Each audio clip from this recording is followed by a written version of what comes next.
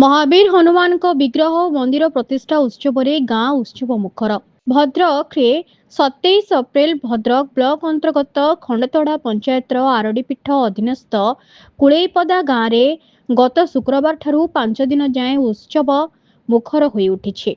प्रतिदिन महावीर हनुमान पूजा मंडप प्रांगण में धार्मिक तथा आध्यात्मिक कार्यक्रम प्रवचन भजन संध्या सत्संग आदि अनुष्ठित होउछि।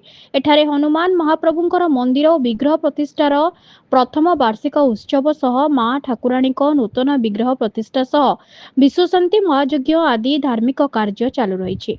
शनिवार 108 महिला विराट शोभायात्रा घंट कीर्तन दुलदुली वाद्य ढोल महुरी तेलिंगी आदि वाद्यर ताले ताले निकटस्थ ग्राम निकटरे थिबा पुण्यतया बैतरणी रे कलश उत्तोलन करथिले।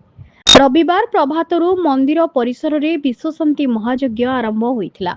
सूर्य पूजा गो पूजा यज्ञ कुंडरे विश्व कल्याण उद्देश्य घृत आहुति आदि कार्य समापन करा जायथिला और मध्याह्न ग्रामवासी समेत आखपाख ग्रामर श्रद्धालु माने प्रसाद सेवन करथिले।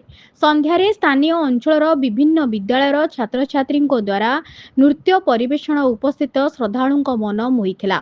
ग्रामर सरपंच विश्ववर नायक और तांको धर्मपत्नी एवं प्रणय खटुआ और तांको धर्मपत्नी कर्ता भावे पूजन कार्य अंश ग्रहण करथिले। मंत्रध्वनि रे आध्यात्मिक परिवेश सृष्टि होइथिला।